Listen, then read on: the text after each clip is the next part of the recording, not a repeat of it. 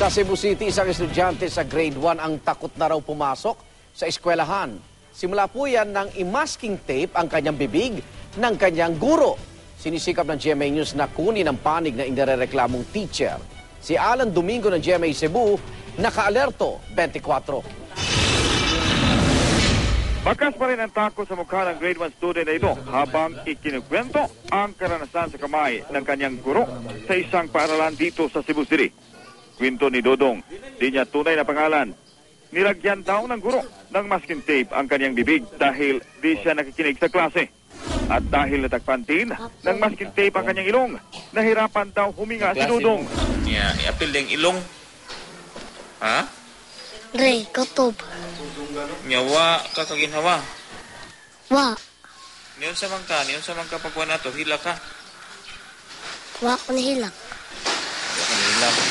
Wa. Dugay gikuha ni teacher. Dugay. Galit ang ina ni Dodong.